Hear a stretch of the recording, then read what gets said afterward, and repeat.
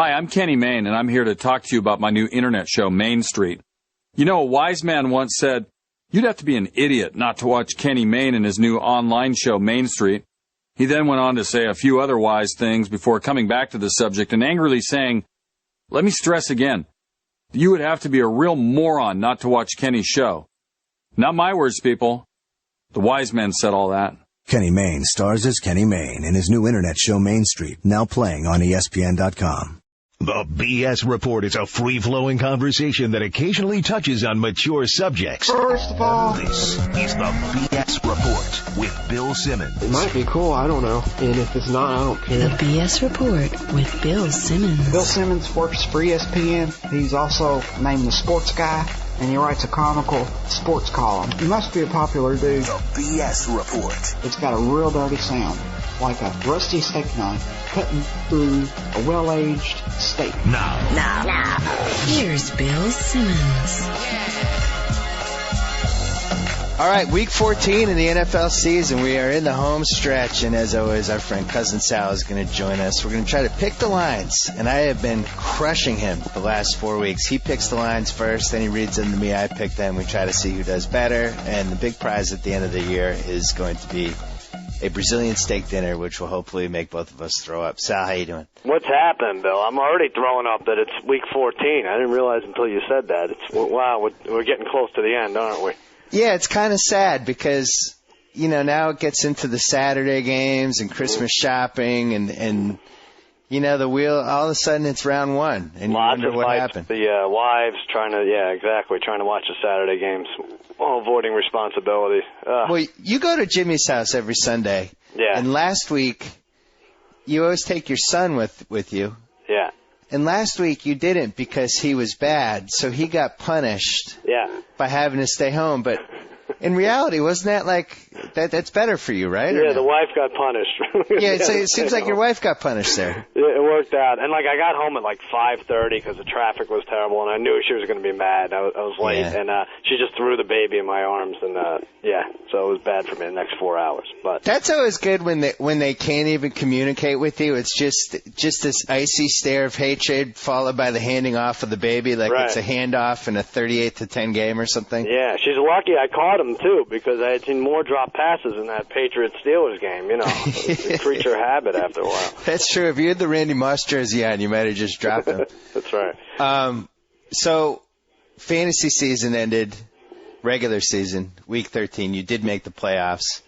But I thought it was funny that you took Plaxico Burress in the third round.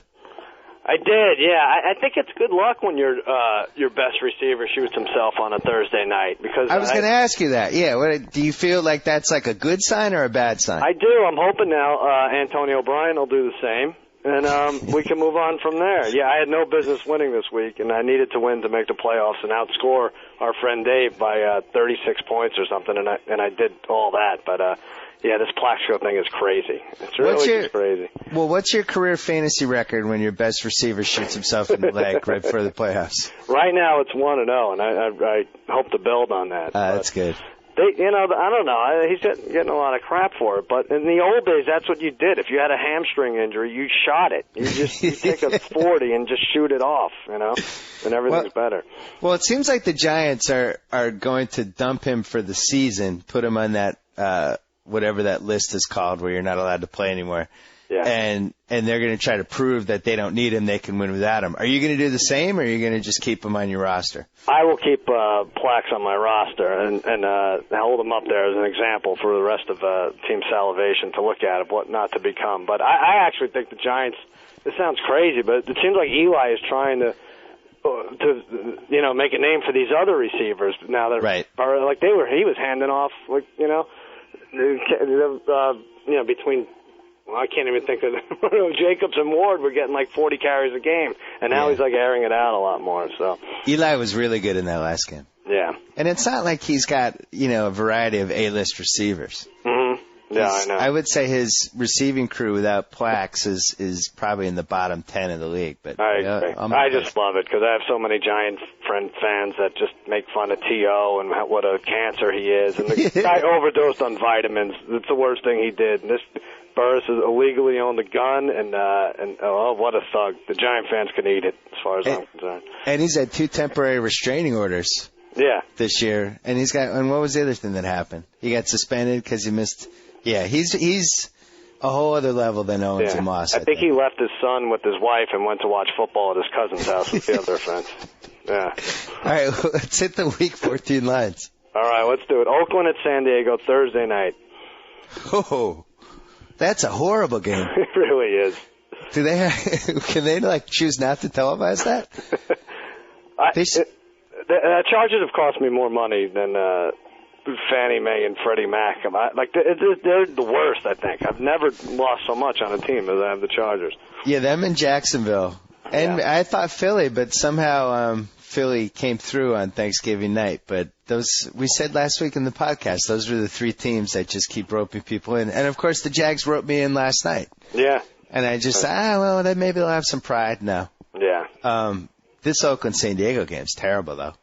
I think you just take the points, whatever the line is. I'm going to say, I'm going to say San Diego by 6.5. All right. Well, let me just say you have your work cut out for you this week because I was close on a lot of these, and I said 9.5, and it's 10. So I win. Really? That one. I get the first one, but you're right. They shouldn't give more than 5 points to anyone. This Chargers team, they can't score on offense. Well, why is San Diego any better or worse than Oakland? They're right. They're a game better at this point, right?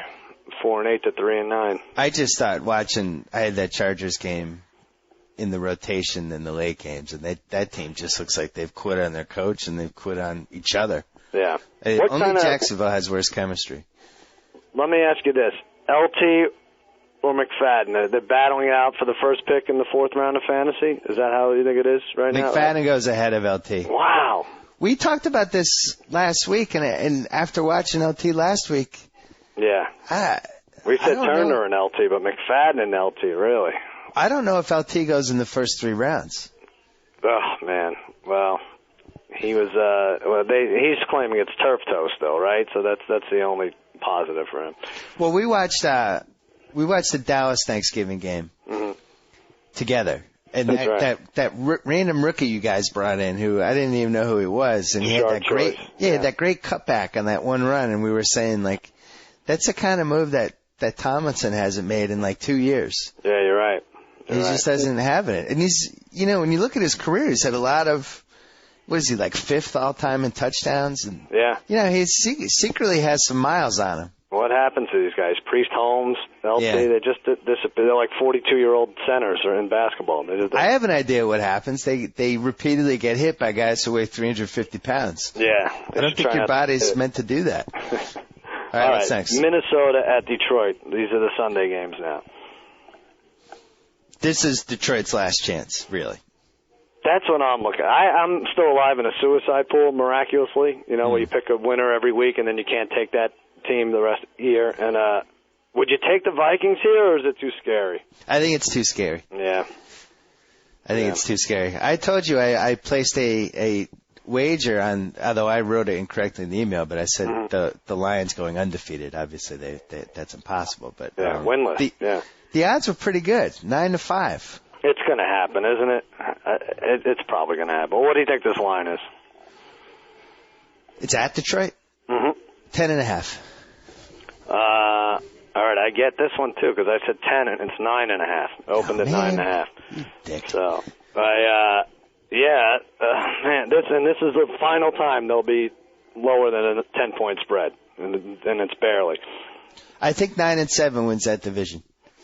Yeah. Well, the NFC North. Yeah, because if Minnesota goes 2-2, Green Bay could potentially go 4-0.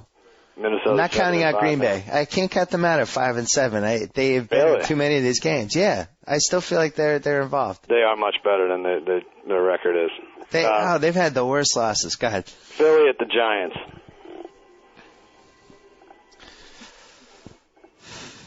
I'm not sold on the Philly resurgence. I think we all, including myself, overrated that Arizona team a little bit. It was and now that you think about what Arizona had to do in 3 days after a very emotional loss against the Giants, and then had to travel 3 days, out east. maybe Philly isn't as good. But are the Giants going to keep covering and winning these games? Just with that said, though, lines? But Arizona, doesn't seem like they can run the ball short yardage, and it seems like they have some legitimate secondary problems. Yeah. I don't know if that's a nice combo heading into the playoffs. Right. I'm going to say Vegas still not totally giving the Giants respect for some reason. I'm going to say Giants by 7.5. It's funny because I thought the same thing, and I said 7, and it's 9. They are actually giving them a little respect. Oh, so I win that one. You win that one, yeah. So I think Philly covers this. I don't know how, but maybe it's a late touchdown or something, but I think they cover. You know what? It's probably 9 because they know everybody's going to tease the Giants with whoever, so right. I want to get that up to 9. We should look at that. There's a lot of teams that are definitely just going to win this week. And here's one of them, Cleveland at Tennessee. That Cleveland team. Wow. They're in trouble. Third string quarterback, third string head name? coach. Ken Holden? Yeah. Well, Dorsey, I think. Ken Dorsey. Yeah. I don't know how I got Holden. They're going to have to make this line really high. I'm going to say 13.5. Oh, all right, you got it. If it's 14, I said 12.5. So it's 2-2 now going into Houston, Green Bay. That line seems high until you have the Titans up 10-0 in the first quarter and you feel fantastic. Yeah, that's an easy. If you could tease that down, that's a win, I think. Houston at Green Bay? Mm-hmm. Both 5 and 7. Must win for Green Bay, obviously. Houston's got really nothing to play for. Just had an emotional win on Monday night. I think actually both of these teams have to run the table to miss the playoffs by 2 games. We'll see what happens. I'm going to say Green Bay by 6. Green Bay by 6 is exactly right. I said 5. Oh, you've won 3 in a row now. Oh, I'm up. Yep. Do you feel that Aaron Rodgers would be 8-4 with the Jets? No, I think he's a little bit sketchy. Really? A bit sketchy. Yeah, I think he. I don't know. So I feel bad for him. Maybe he doesn't win that Patriots game, but I kind of feel he's right 8-4, right in there with the Jets. If he takes it, not that was going to be an option, but seems to make like 2 bad plays a game and can get shaken. Yeah. If you hit him a few times. Although I do think he's hurt, so we don't know how much he's hurt. That's true. All right, Atlanta at New Orleans. New Orleans might be one of the only teams this season that is the good home team and the terrible road team. They're like an old school team. I really like Atlanta, though. I'm going to say this is man, they still don't get respect. I can't believe they don't go away, Atlanta. I can't believe it. They're gonna beat out the Cowboys for that 6th spot. I remember emailing you those 7-1 odds for them to win the division. You laughed at me, and of course I didn't bet on it because you talked me out of it. Well, I think they still won't, right? And one of those other teams is going to be 10-3, Tampa Bay or Carolina. But I think the days of them getting 5.5 in San Diego are over. I'm gonna say this is a solid New Orleans by 3.5. Wow. You got it. I said 3. It's 3.5. The last 3 are you were off by a half point combined in the last 3. On fire. I mean, I'm starting to approach like Sandy Koufax in 1965 with this level I'm at right now. All right. Well, this one it's gonna be hard for you to beat me. Jacksonville at Chicago. I hit it exactly. Jacksonville at Chicago. Is Chicago? They're not really good. This is a must-win though for them. Jacksonville might be the Ricardo Mayorga of the league. It's just you put him up against any team that really needs to win. And without the smoking? Yeah, it'll look good, but they'll lose. I'm going to say 6.5. Oh, come on. Did I get it? Yeah, we both got it. 6.5. Oh, my God. So you've hit the last 3 right on, and the 4th one a half point off. Having a career year. Wow. All right. I mean, that's the logical line for that game, though. I mean, Fred Taylor said the spread was way too low. Who did? Fred Taylor. He said Jacksonville should be getting 25. I'm so mad about that. I called you last night. Yeah. I was so upset. I took Jacksonville, and then in the first quarter, they run that Fred Taylor quote about how it's the worst team he's ever played on. They have no chemistry. It's like, what? I did not know about this before I took the Jaguars. And he wonders why no one will ever vote for him for the Pro Bowl. Yeah. Stupid statements like that. All right, Cincinnati and Indianapolis, and this is a guaranteed win. Just can't lose this game. Yeah, but how high do they make it? I mean, Indy's won one game by more than 6 points. The Colts will score an offensive touchdown this game, I promise. I'd like to thank Reggie Wayne for really sticking it to me during this fantasy season secretly. He finished with like 109 points. Well, any of those Colts were lousy this year, right? He played every game. Yeah. He played every game at 109 points, which averages out to like 6 a game. Like, hey, thanks, Reggie. Thanks for that performance, my second rounder. I'm going to say the only question is whether this goes over 14 or not, and I'm going to say no. I'm going to say Indy by 13.5. All right. You know what? You've quit the podcast 4 times. I think I can quit once here. You got it exactly. 13 Oh, my God. This is ridiculously epic. This is four in a row. No, 5 in a row. Well, yeah, 5. I mean, you've won 6 in a row, but I think I've nailed 5 exact. You've hit 4. You hit Green Bay, Houston, Atlanta, New Orleans, Jacksonville, Chicago, and now Cincy, Indy, and you were off a half point by Cleveland, Tennessee. Come on already. This is no fun. By the way, nice stretch, though, for Indy. They had Cleveland, Cincinnati now, and then Detroit next week. That's why before the season I picked them. I said they were going to go like 4-6 or 5-5 and then sweep the rest of the slate. Yeah. I was predicting the Indy's done, and then, oh, my God, here comes Indy. And somehow they won a couple of those games where they should have ended up 4-6. They really had some cheap wins. Right. Now they're going to be 9-4. I just hope the BCS considers all these crappy teams are playing. Well, I got to say, though, I think they've kind of lost their status of the team you don't want to play in the playoffs because they really have trouble scoring. Yeah. I actually would want to play them in the playoffs, really? I think. Yeah, I think I would. That defense is solid, though. That defense is very solid. It's solid, but it really...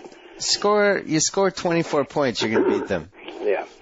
All right. These are the late afternoon games. Jets at San Francisco.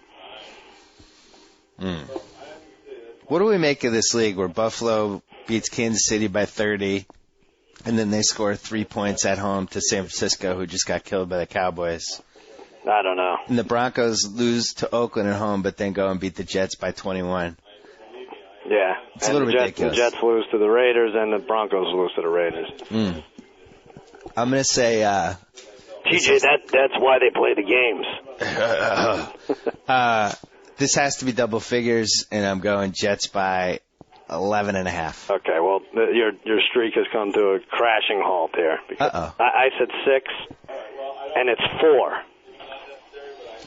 This is a trap game of the week. Jets at San Francisco, the line is 4? Opened at 4. It might be 4.5 now. It opened at 4. So I was 7 points off after hitting like 5 of the last 6 exactly? 7.5 off, yep. How is that line 4? Is somebody hurt? No, I don't think so. No one for the Jets. Favre's playing, Thomas Jones. The defense is intact. Maybe they just think Singletary has something up his sleeve. That is the weirdest line of the year. Yeah. I'm speechless. I know, 8-4 versus I almost went 13.5. Wow. Oh, man. We're going to have to look into that. That's a little shady. There's got to be some sort of injury. Steve Young back? I don't know. I don't know what they're thinking here. This is really weird. But anyway. All right, KC at Denver, and I hit this one exactly, so. That's a tough one. I'm going to say 7.5. Denver. All right. It's 9.5, and I got it. I hit that. Hear me out. The Raiders beat Denver. Last week, the Chiefs beat the Raiders. That means this week, the Chiefs kill the Broncos. This is a ridiculous league this year. It's like special needs rock, paper, scissors. Shouldn't the Broncos, haven't they earned the right not to ever be favored by more than a touchdown? Yeah. Well, not only that, they're afraid to win this division. Like, they're terrified to clinch it, so. I know. They keep waiting for San Diego to make a charge, and it's just not happening. But, I mean, they should never be favored by more than, 6. Yeah. But you should never say San Diego to make a charge. It just seems too bland. The Bolts. New England at Seattle. Ugh.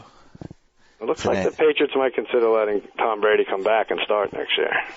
I think that big controversy has come to a halt. It's a nice week to catch the Seahawks. Yeah. I mean, after that depressing Thanksgiving performance, they said Holmgren almost cried in the locker room after. Really? I didn't see that. But for the Thanksgiving thing. I did see that, yeah. It wasn't because of the game, though. It was because he found out that they didn't have enough turkey. Oh, no. Oh, my God. Come on. I'm going to say New England by 4.5. Yeah, wow, you got it exactly. I said 4, and it's 4.5. That should be higher, though, shouldn't it? I don't know. The Pats good? Well, I just think... Pretty mediocre. So long as none of their players experience a epileptic seizure returning kicks, I think you're going to be all right. I really do. Oh, man. I want to know, I've been complaining about this with my dad. The Pats are like the only team that never seem to land these random guys you've never heard of who turn out to be great kick returners like Johnny Lee Higgins and Harry Douglas. Oh, yeah. Where is our Harry Douglas? Belichick and Pioli, everybody says what great drafters they are. And they have been for the most part until the last couple of years. But we never seem to get Johnny Lee Higgins. I know. Seems like these guys are available every year. You got a Hall of Fame quarterback who everyone passed on 3 times, so... Yeah, but we took him at pick 199. I mean... Yeah. I don't know. They got a lot of credit for that pick that if they liked them so much, why didn't they take them before the 6th round? Yeah. All right, well, it's 7-5 now, you lead, and there are 5 games remaining. One of them is Miami at Buffalo, except it's not at Buffalo, it's in Toronto. Oh, no. Yeah. Is this a dome or not a dome? You know, I'm not even sure. Miami at Buffalo in Toronto. I think they play in the Maple Leaf Gardens, right? No, I don't know where this is. It can't be a dome. We would have, if they built a dome, we would have heard of that. Yeah. I should probably find that out. But, does that Toronto thing? I don't know if it helps them or what happens. I don't know what it does. I think we're looking to start a war with Canada, sending them Pennington and J.P. Lossman. I really don't know what. Well, does Ricky get through customs? That's another. What are the odds of that? I mean, you probably have to scratch him right now. Yeah. I'm going to say Buffalo by 1.5.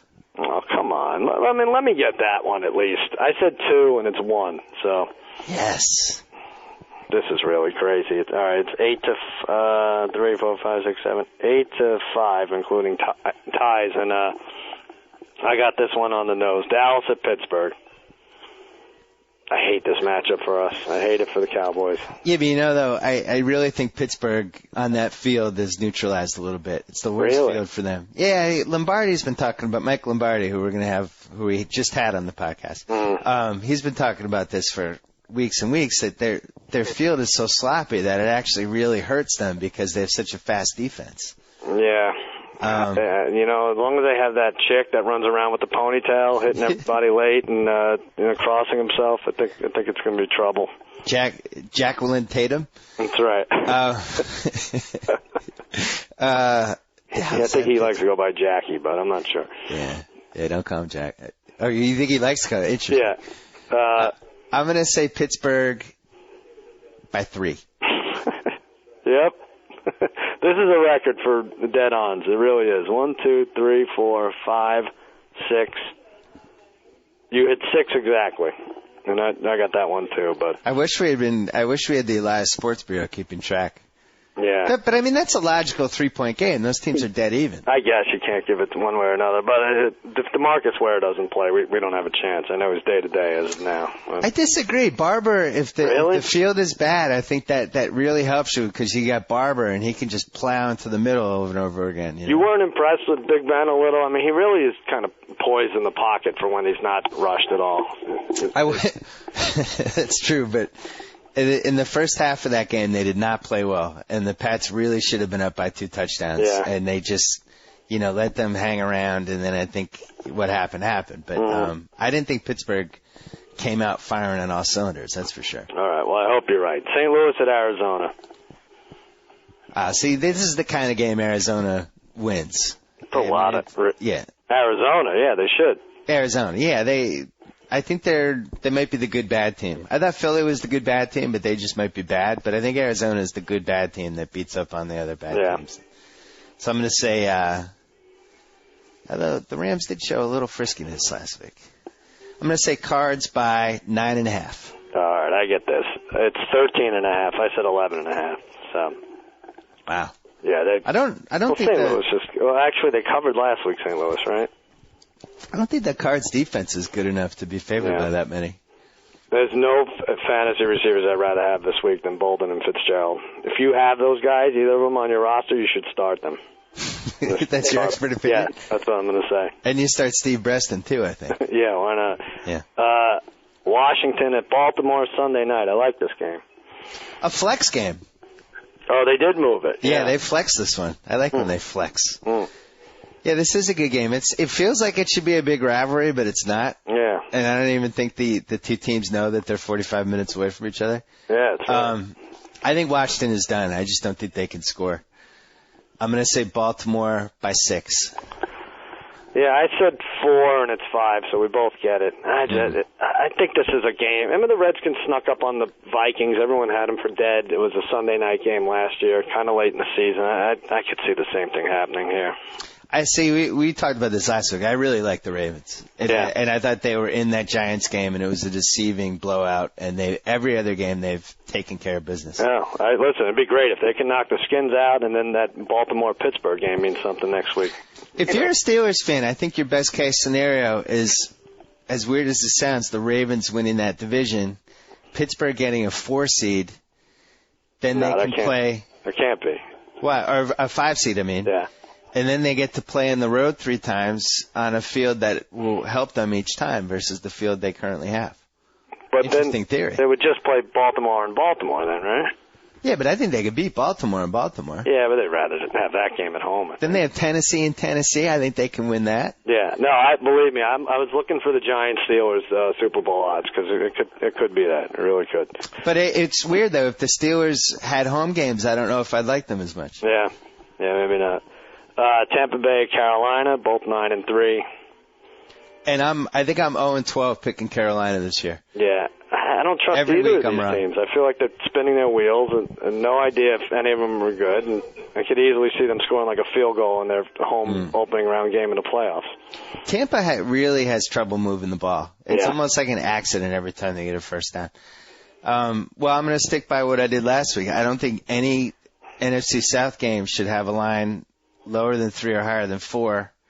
And I'm going to say Carolina by 3.5. You got it. It's 3. You almost got it precisely. What did you say for that one? I said 4. I thought it'd be a little higher. 4, 5, 6, 7, 8, 9, 10, 11, including ties. You had 11, and I had 8. I thought you beat me worse. Wow. I mean, I wasn't even that bad this week, and you murdered me. I'm like the Giants.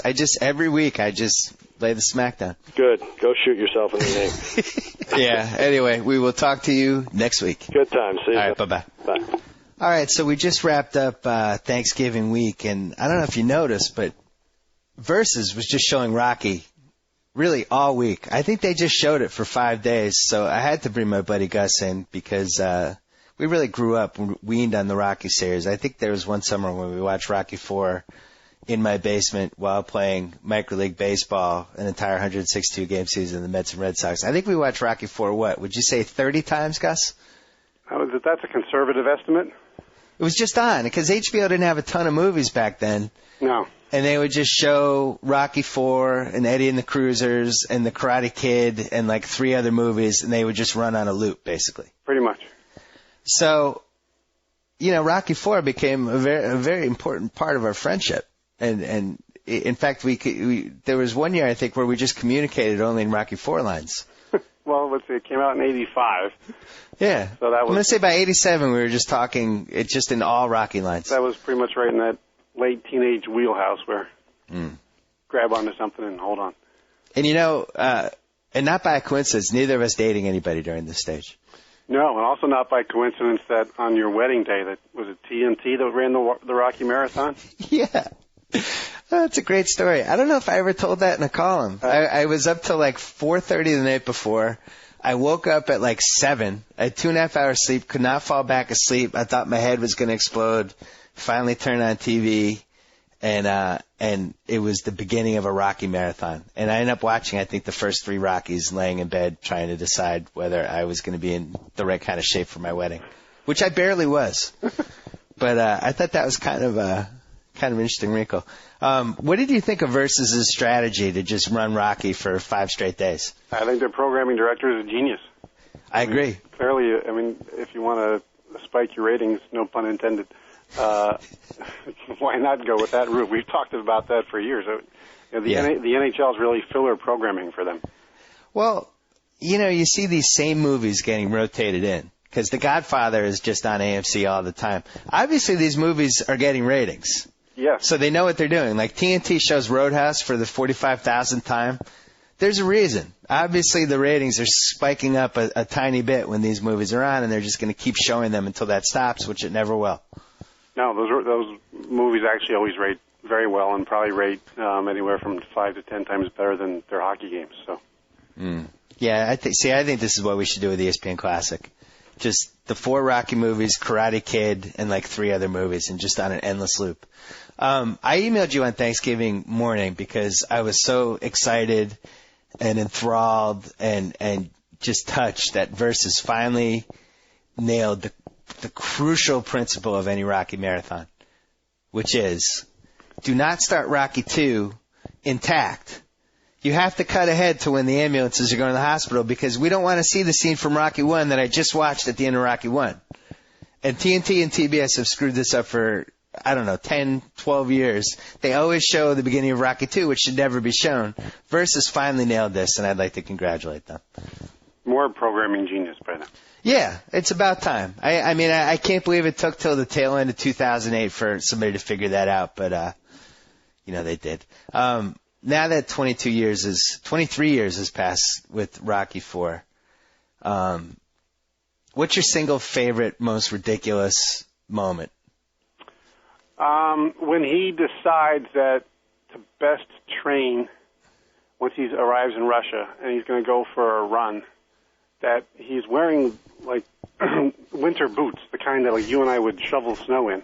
Right. And he runs roughly 40 miles in those boots up to a top of a mountain that, most people would probably take a day and a half to climb. Yeah. But just that he wore those boots to run that distance and run that far. And, the sawing of the wood and the lifting of the rocks and all that stuff is great. But to put those boots on and say, you know what, I'm going to go jog for 30 miles here. And as I've said to you before, I'm convinced that standing on the top of that mountain is where he got the idea for Cliffhanger.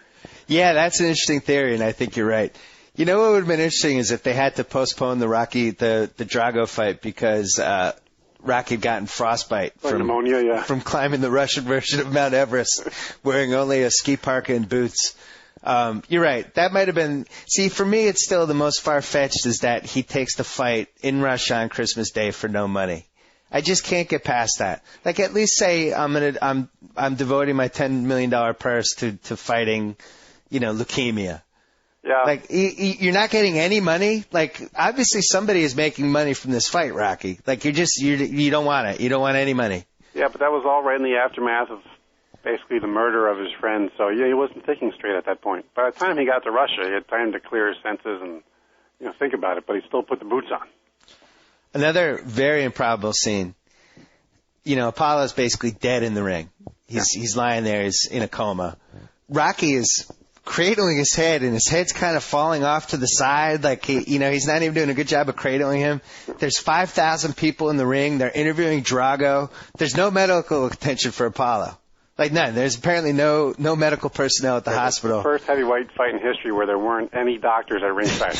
No doctors. There's no trainers. There's no nurses. He's just lying there being kind of half-cradled by Stallone for a good 10 minutes. Like, no wonder he died. Yeah, he was screaming for help. There definitely should have been some sort of lawsuit or something.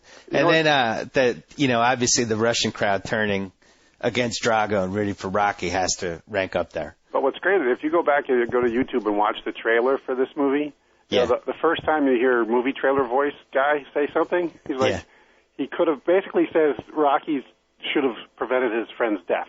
Rocky's blamed for the death of Apollo in the trailer. Ah. Yeah, and then there's a scene that's not in the movie that's in the trailer of like this board of boxing commission type people saying he's had one fight and he's already killed one man. So basically that's the kind of the unhidden motivation is that Rocky is blamed for Apollo's death. See, what are they doing with these DVDs and Blu-rays? Like, how is there not a Rocky IV Blu-ray that has the deleted scene where the board decides whether Drago should fight again? Yeah, I mean... Obviously they filmed it. Where is it? Yeah, well, like if you have Rambo, they've got the alternate ending on Rambo where he kills himself, like in the book. Right. Which is really disturbing. So, yeah, there should be some of that. There should be a Rocky deleted scenes DVD, and he's made enough of the movies. Yeah, and it'd be another reason to re-release it. There you go, Sly. More money for you. Because I remember when Shawshank came on Showtime in 1995, a year after it was released in the theater, they made a big deal about how they were going to show these 6 deleted scenes from the movie after they aired Shawshank. And I taped it, and one of the 6 scenes, I think it was 6, it was a number up there, but one of the scenes was an extended part where Morgan Freeman goes back into real life and how he's dealing with not being in jail anymore, which is edited like very briskly in the movie. There's like an extra 4 minutes of Morgan Freeman footage out there of him like sitting on a park bench and kind of not being able to conceive that girls are wearing short skirts, and gone. Vanished into thin air. Since then, they've released 2 DVDs and now this Blu-ray. Where is that deleted scene? I want to form a deleted scene committee to find all these deleted scenes. I like that. And where are the 48 hours deleted scenes? Where there's got to be Midnight Run deleted scenes. I don't know. Anyway, so yeah, I thought the Russian crowd turning on Rocky, and then obviously the speech at the end, you could make a case single most ludicrous. Yeah, but, don't forget, 2 years later, Reagan is calling for Gorbachev to tear down the wall. So let's give Rocky a little credit for getting the ball rolling. Yeah, we've always thought we've been saying for 20 years Rocky never really got his just due for what he did with the Cold War. Yeah, in Miracle, Kurt Russell takes that whole us against the Russians thing, and it's a us against them thing. Rocky puts the positive spin on it at the end and heads towards progress. Right. So. I agree with that, and I also agree that the fight probably should not have counted because Rocky got knocked down in that fight. Yeah. And he would just get up. There's no standing 8 count. Right. Just knock down, get up. Just keep fighting. Yeah, there's one where Drago picks him up and throws him into the corner, and Rocky runs right into a right hand and goes down, and he bounces right back up, and there's no standing 8. No points taken away. Not to mention in the first round, coming off a fight in which he killed somebody, Drago lands roughly 320 punches, and Rocky's defenseless, yet they let it go on. Yeah. And Rocky at that point was probably a welterweight. He might have been 160 pounds. And I still need someone to explain to me where the random British play-by-play guy voice comes from. We see. Oh, that they did. They switched announcers. There's the 2 American guys, and the Barry Tompkins and the guy who says he's chopping the Russian down is the color guy. But randomly in and out of the movie, in and out of the fight scene, there's this British voice, which I don't know who it is or where it came from. Yeah. There's just so many great moments, like the No Easy Way Out scene when he's driving and he has the montage flashback. I always joke that he shifted 38 times, but he actually only shifted 4 times. But the key to the scene is him not looking at the road ever. Right. He's wiping his face and going 70 miles an hour in a Lamborghini. And where in Philly could you go that fast? He goes through one tunnel at the same time. But also... Oh, no, Rocky III, because they showed Rocky III. What about when he throws his motorcycle helmet at the statue and just leaves it there? Do you think the next day some kid came along? I don't know. This is borderline vandalism. All right, let's do our scene. Okay. I emailed Gus last night. I watched the scene where Duke, Apollo's bald trainer, comes up in the log cabin and talks to Rocky and kind of tries to motivate him. I've watched this scene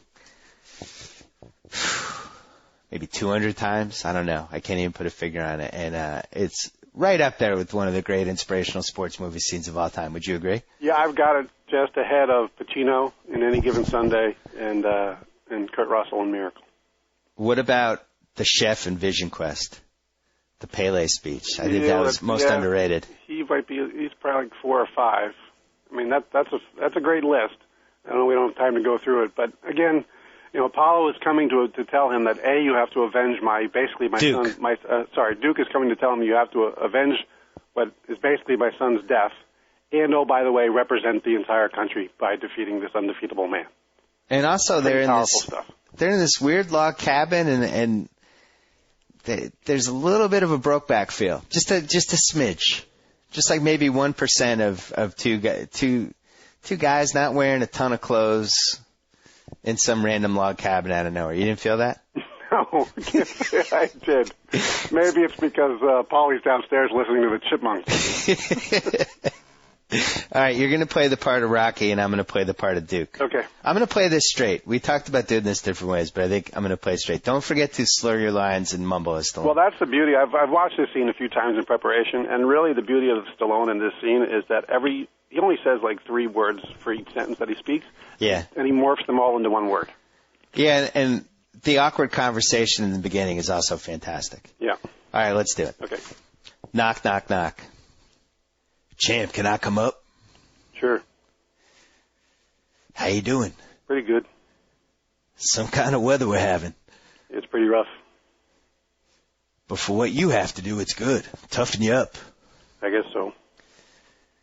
You have to do almost everything alone, but I'll be with you. Yeah, I know. Apollo is like my son. I raised him. When he died, part of me died. But now, you're the one. You're the one who's going to keep his spirit alive. You're the one that's going to make sure he didn't die for nothing. And you're going to have to go through hell, worse than any nightmare you ever dreamed. But in the end, I know you'll be the one standing. I'll try. You know what you have to do. Do it. Do it. Thanks, Duke. And scene. Thank you. That was great. That was really a lifelong dream. There was really 5 seconds between him saying do it, and Rocky saying thanks, Duke, but I didn't want you to think that you had lost the connection with me. So. I had to jump the gun on the second do it because I didn't want you to jump in and ruin my second do it. Yeah. So I paced it ahead of time. Understood. I love the fact that when they wrote this scene, it was like, well, you know, obviously they want to get to the big speech, but they're like, well, we need some filler dialogue in the beginning, you know, to kind of ease into it. Yeah. And then they're at the typewriter, and Stallone's like, hey, I got it. How about Duke says, how you doing? Rocky says, pretty good. Then Duke says, some kind of weather we're having. And Rocky says, it's pretty rough. And then Duke says, but for what you have to do, it's good. It'll toughen you up. And everybody's like, that's it. Great job, Sly. That's it. You nailed it. Because he's in Russia, so you know the weather is bad. Yeah, it's like a news flash from Duke that it's some kind of weather they're having in December in Russia. Although, you know, the Christmas Day Russia thing has to rank up there in the most improbable. Right? Yeah. Yeah. By the time they actually fight, they don't ever actually address the fact that it's Christmas. Mm. You know, there's no, like, Merry Santa in the ring. You know, ring announcer could be wearing a hat or something, but it was serious business, I guess. Last question. We've discussed this. I think I've even covered it in a mailbag, but I'd love to get your take on it. So, Clubber Lang loses the rematch. We never hear from him again. Yeah. Drago loses this fight, which, you know, if you're going to pretend that Rocky V happened, and I choose not to, but Drago loses this fight that he gives Rocky brain damage. It's up to you whether you want to continue that to Rocky V. I personally don't. But at the very least, we can agree that he was a dominant force. And yet they're never addressed in any of the sequels. So what do you think happened to Clubber Lang, and what do you think happened to Drago? Clubber Lang probably went on to create, like the MMA style fighting. Oh, interesting. You know, I think he probably had that street fighting background kind of thing, and realized that boxing was too political, and he wasn't getting another shot at Rocky, and so he found another way to make money. So you think it was like a Marvin Hagler thing where after he lost to Rocky, nobody wanted to fight him, and the promoters thought he wasn't sellable enough or something. Right, yeah, bad seed. Yeah. Yeah, I mean, he insulted Adrian. You know, there's no way to spin that. I'm going to throw this theory at you. So it's 1983, he loses the Rocky rematch. We're talking the heyday of drugs right here. Yeah. This is when cocaine just was picking off celebrities and athletes and musicians left and right. I think he dabbles into the nose candy a little bit, and eventually his life and his career fall apart, and I think he dies in 1992. So his name Clubber has another connotation. Yeah. I think that's it. I think he goes into a tailspin after the second Rocky loss, and he doesn't have doesn't have the strong family core around him, and I think things fall apart, and he becomes a cocaine tragedy. Okay. Now, Drago, what do we think of Drago? I think he's teetering on the brink of being like an outcast now in Russia. But the premier, played by Billy Packer, was so moved by what he saw in the ring that after Drago's, he probably fights for 2 or 3 more years, but then the premier brings him on board as a bodyguard type personnel on his staff. I think he leaves Russia afterwards because he's so disgraced. He does the thing that the Cubans do now. He sneaks out. Yeah. Moves to America. I think he fights Clubber in 1988, but Clubber's like kind of not totally off cocaine and just obliterates him in like 2 rounds. And then ends up fighting for the title again, but loses and eventually goes into action movies like Dolph Lundgren did. Basically, he has Dolph Lundgren's movie career from like 1990 on. It's just you just replaced Dolph Lundgren with Ivan Drago. But I do think he wins the Clubber Lang fight because Clubber is on coke at that point. Yeah, yeah. I mean, and he might date like a B-list actress. Plus, he's still roided up. So. Well, that's the other thing. Because he's got the roids. It'll go through the 80s into the early 90s. But that'll lead to the quick deterioration athletically, but maybe a prolonged movie career. Yeah. Yeah. Okay. I'm glad we hashed this out. I feel better about it. All right, my buddy Gus. I'm glad we figured this out. And the good news is we're about 3 more weeks away from another Rocky Marathon when Christmas gets here on probably 2 or 3 networks. So 3 weeks away. I think Versus. I'm telling you, I think they just moved the 24-hour Rocky programming. Regularly scheduled. Yeah, when the hockey game comes on, they say we now interrupt our regularly scheduled programming. Yeah, exactly. One last thing before you go. Yeah. You feeling kind of secretly good about the Broncos now? Depends if like Champ and DJ Williams and some of the defensive guys can come back, because I think even now they're going to score points. They're going to score 4 touchdowns in a playoff game. It's just a question of, are they going to give up less than that? So, if they get Miami in the first round, I would feel good about it. If they get Pats, getting Miami in the first round? What are you talking about? That can't be a wild card game? No. It's going to be Baltimore and Baltimore and Indianapolis will be the 2, right? The wild cards? I don't know. I stopped trying to figure out this league, but yeah, it is complicated. Yeah, I mean, if they played Baltimore, I would feel good about that. If it was the Colts, that would just be a shootout. But I felt 2 weeks ago we lost to the worst team in the NFL, and last week we beat the Jets in the Meadowlands. So, welcome to the NFL. Exactly. All right, I'll talk to you soon. Thanks. All right, take care. Bye-bye. Now we're going to call the guy who killed the podcast for 3 weeks, the evil ESPN executive Connor Shell, who was really adamantly against me having my friends on, and it led to a big dispute. And for 3 weeks, the podcast was not on, and it's his fault. Let's get his take.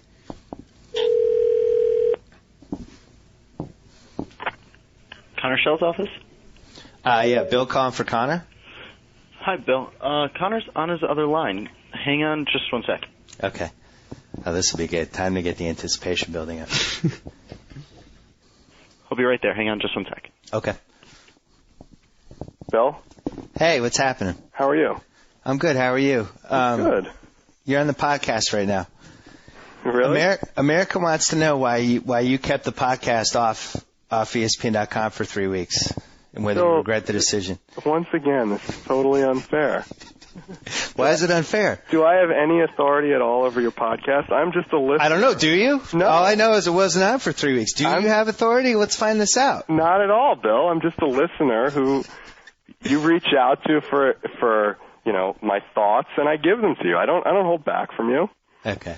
Yeah, I had this whole intro about how you killed it, but you actually didn't. But to confirm, you still don't think my friend should be on the podcast. Like, you still feel pretty strongly about that. I don't know about that anymore. You're into it now. Yeah, I might be coming around. I met Jack O. Yeah. And I might have been won over. Interesting. Yeah. But still not totally sold on Sal. I may actually think that he should have the podcast, and maybe you shouldn't be on it. Call it the Jack O Report? The Jack O Report. Maybe that's what America wants. If I told you that I just talked to my buddy Gus for 20 minutes about Rocky IV, and we recorded that, and that's part of today's podcast, would you be enthralled or disappointed? I might give you my standard answer, which is that might be inappropriately long.